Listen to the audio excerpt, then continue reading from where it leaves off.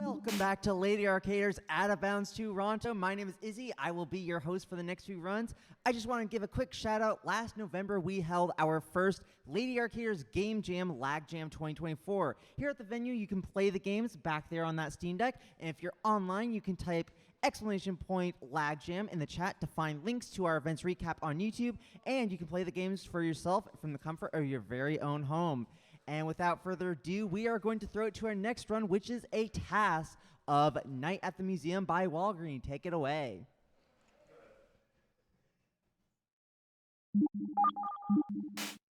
Hi, I'm Walgrey, and today I'll be showcasing my tool-assisted speedrun for Night at the Museum Battle of the Smithsonian for Nintendo DS. If you're unfamiliar, a tool-assisted speedrun is a kind of speedrun where you use save states, slowdowns, and other tools to really make the fastest, the run as fast as possible. So it's really interesting. You get to kind of push a game to its absolute limit. And I made this task in February, but then I revisited it in April, and I managed to save a few more seconds. So, and I think the movement in this task is excellent. It's very flashy, very fast. So I hope you all enjoy it. So I'll talk a little bit more about the game as we get started here. 3, 2, 1, go. So Night at the Museum, Battle of the Smithsonian, is a 2009 DS game, which is based off the movie of the same name. It is developed by the Fizz Factor, and in this game, you play as Larry Daly, who is a night guard, and we have to stop an Egyptian pharaoh named Ka-Mun-Ra from using a magic tablet from raising an army of the undead.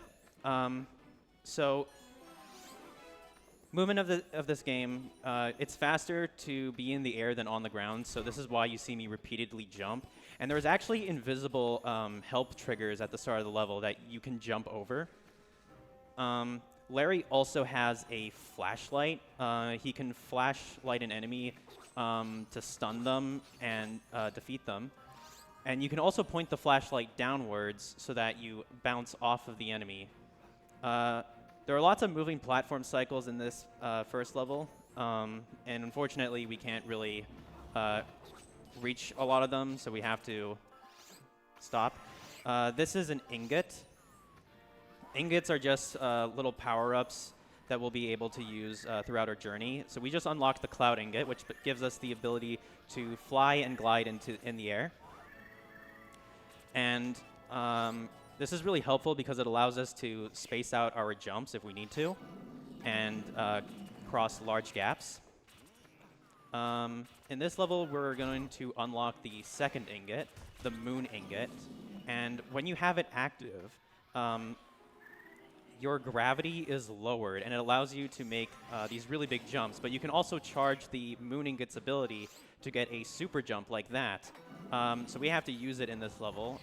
We have to grab ledges, and grabbing ledges is kind of slow, but unfortunately we don't have a way to skip grabbing the ledge here.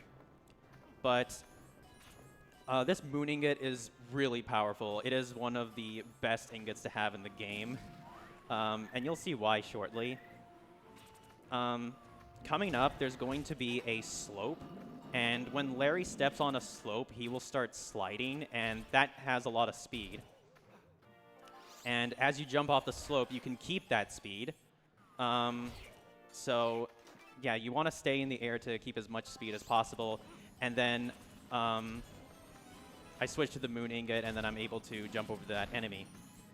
In this level, we're not allowed to use our ingots at all. So it's just a short level where we hop across some plains.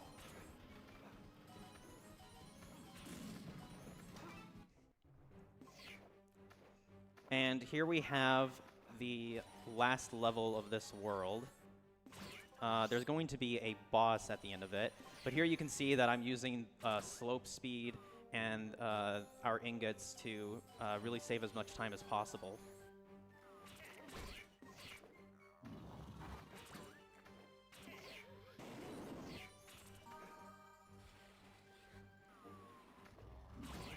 So I lost a lot of speed when bouncing on that enemy, and that's because that enemy has armor on it. And if you bounce on an enemy while you have high speed, you will just lose all your speed no matter what. This is the first boss fight. This is Kamen Ra. And what we have to do is we have to hit these 3 switches and then use the Cloud Ingot to get to another room. And Kamen Ra will start, he will stand on top of one of 3 planes. And then we just charge into him with the Moon Ingot and repeat the process. The plane he spawns in spawns on top of is random. So we can manipulate him to spawn on the leftmost plane because that shortens the walking distance. It's kind of difficult to do that, though. This was like the part of the task that I spent the longest time tasking, I want to say. It's pretty difficult, especially because you have all these planes that are dropping bombs that leave little patches of fire everywhere. They can really get in your way, and if like there's fire in front of the switch, you'll just take damage and lose a lot of time. But that is the last hit, and with that, Kamen Ra is defeated. Well, for now. He's gonna come back. But we're starting the next level now, and this level, you get to unlock our 3rd ingot of the run. And it is a really powerful, like, this is the most important ingot of the run, even more important than the Moon Ingot. So I'm just going to use the Moon Ingot to briefly give myself more height to bounce off that spider and jump over the Stegosaurus. This is the Scarab Ingot. And basically, when you charge the ability, you get to dash forward really fast. And it's really great, because when Larry jumps, you actually keep the speed until you land. And in this section, we have to ride the pterodactyl to the end, but we're actually going to use all of our ingots to skip that. So as you can see, we charge our dash, and we use the Moon Ingot to lower our gravity and increase our speed, or to keep us up longer, and then we switch to the Cloud Ingot to glide everywhere. And you can see just how powerful it is. In this level, we just start the level off with some really big jumps, and this level ends really, really quickly. When you stun an enemy, you can actually stand on top of it, so I charge my dash on top of that robot there to save some more time. This level introduces light burst and these curse walls. So basically, you have to stand in front of that light burst giver, and it's a status effect that basically gives you the ability to destroy these golden walls you see here, and it also makes you invincible to enemies. So in this section, you're actually supposed to go to the right to get more light burst, but we actually go so fast that we have just enough time to break the curse wall and skip that entire section. And here you're supposed to go down to get more light burst to avoid the meteors, but we can actually just dash through it. I have to touch that robot there because if Larry is falling from a height, a really big height, then he'll be inactionable for a short period of time. Not sure why, but touching the robot there stops that from happening. So in this level, we're going to get our 4th ingot, which is the Bull Ingot. It's not really that useful, but it is the only thing that can let us go through these stone walls. So we have to use it here. In this room, there will be a cutscene that plays whenever you step on one of these platforms, but for some reason, if we stand on the very edge of that platform, we get to skip that cutscene, and it saves a lot of time.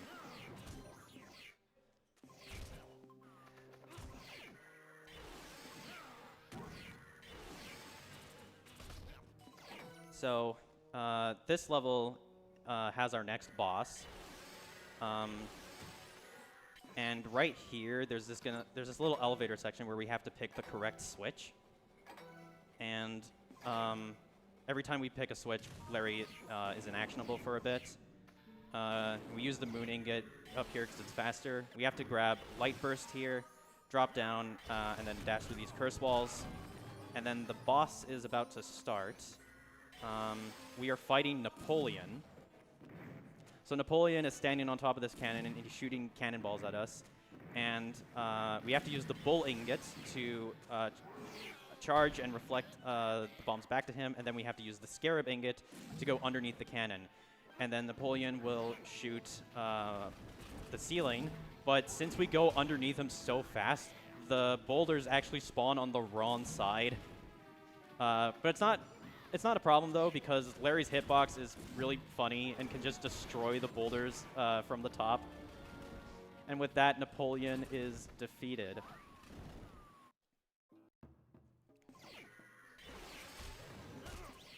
So this level is called the Great Wall, and you might think it's very easy to TAS since it's very open and there isn't like a lot of obstacles in the way, but it was actually like one of the most difficult ones just because there were so many different like routes and paths that you could take.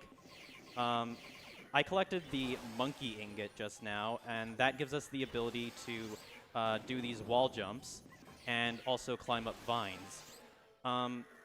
When you're climbing a vine, you can actually jump and then switch to the moon ingot to get a higher jump, and then switch to the monkey ingot again to grab the vine. And it's much faster than just climbing the vine normally. So you see I use it extensively here.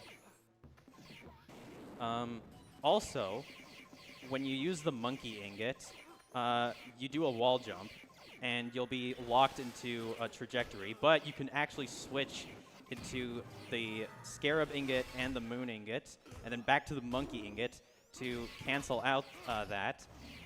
And then you'll be able to do one-sided wall jumps, which is really powerful, and we'll see it be used in one level. In this level, you have to take the little boat at the start, but we can just skip that with some really big jumps. There's actually a top path and a bottom path here. The top path is faster, which is kind of unfortunate because I think the bottom path is more interesting. This level is also really difficult because you have these pterodactyl cycles, and they could be really annoying. I got lucky though. We're actually going to be fighting our third boss now, who is Al Capone, and he's going to be riding this lift and shooting fireworks at us, and we have to use the monkey ingot to climb up and hit the switches. Now, the scarab ingot actually has coyote time, lots of coyote time. Whenever you run off a ledge, you can basically jump at any time, and you'll be allowed to jump. So when we're using the scarab ingot, after touching the switch, we can dash underneath Al Capone, which I think is really cool.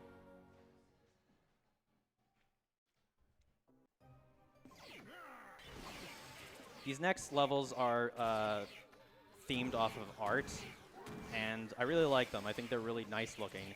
But we're going to see the one-sided wall jumps here, and you can see just how powerful they are, because what we're supposed to do is go a little bit further and wall jump between two walls, but this is a lot faster. We unlock the elephant ingot, which gives us the ability to stomp on these stone floors. And I bump into the light burst, and that skips grabbing the ledge, and it saves a little bit of more time. This was another level that had lots of paths, and I had to revisit it a couple times. It's over fast, though. Like, this is a really short level. And I just bounce on that painting, and then it's done.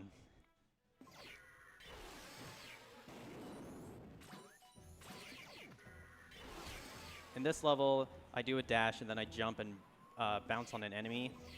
And that lets me grab the vine there. I have to stun that enemy with a flashlight, otherwise it will throw dynamite at me and damage me.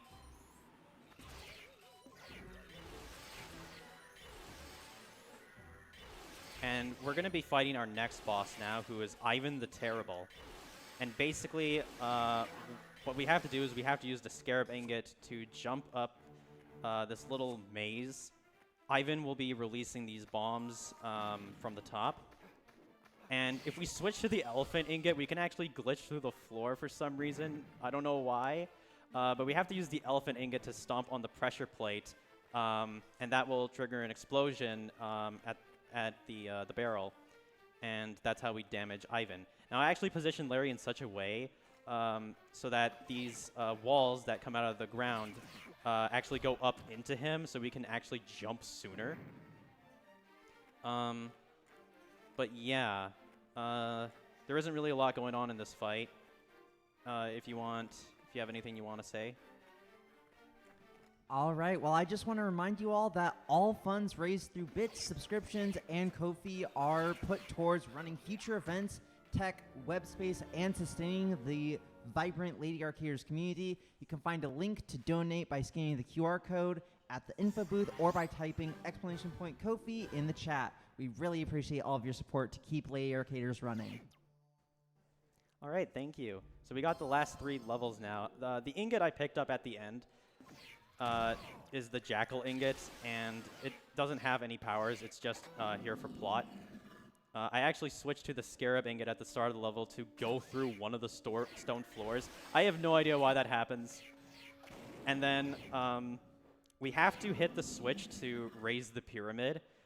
So far, I haven't found a way to avoid doing this. I really tried to see if there was anything I could do, but unfortunately not. You have to raise the ground so that you can go up this passage. In this next section, there's going to be some tunnels and a switch, and we just have to hit the switch right here. It's a long cutscene. And then coming up, there's going to be an elevator ride, which is also really long, but we can actually skip that by just jumping up here. Because that wall isn't actually a wall, it's a slope, and we get caught on it, and it goes... there actually ends up being enough space between the elevator and the slope so that we can just fall through. This is the second last level, and unlike the others, it's not very linear. We have to go and hit these 4 switches before we're allowed to exit. So I go to this switch first, and I take a damage boost off the saber-toothed tiger here. And what's funny is that I'm able to bounce off the tiger even though my flashlight is nowhere near it, which is very strange. It happens so fast you don't even notice it. It's just a weird glitch. But I fly to the next switch, and then I dash. I go through this small corridor, and then I hit this switch in between the 2 enemies.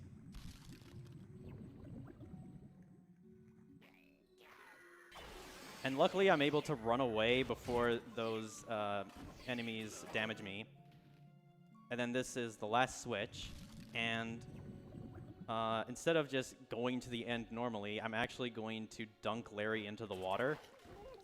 And that just respawns us to the start, and it's much faster. And now we're at the final level.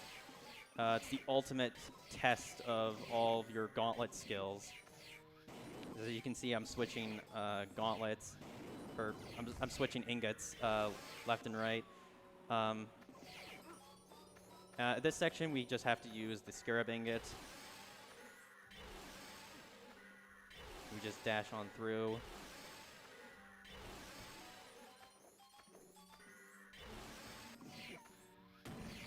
This next section has these vines, and it has boulders falling from the top. And what you're supposed to do is get the light burst to protect yourself, but we can just skip that by bouncing off the rocks. I think it's really cool. And here we have the final boss, Ka-Mun-Ra.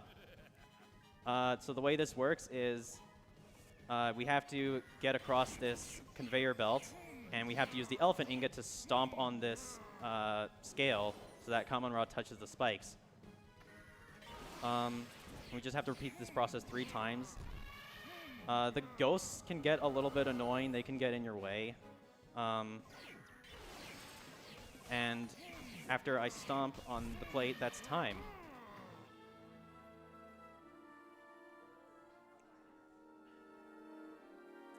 So yeah, Ka-Mun-Ra is defeated, and the day is saved by Larry Daly.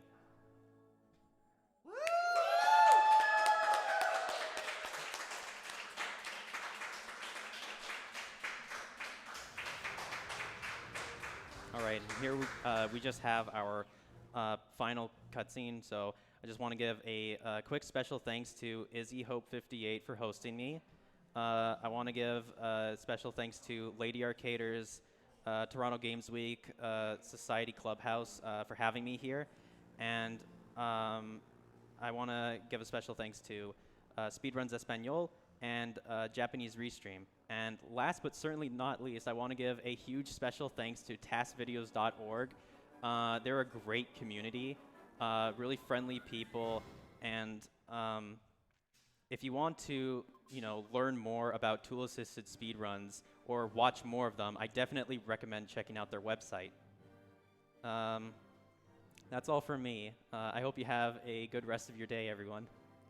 Awesome. Thank you so much for showing off that amazing task. We are going to get set up for the next run, but in the meantime, we are going to be playing some words on stream. So if you're in venue, get out your phone and join on Twitch. And if you're online, feel free to join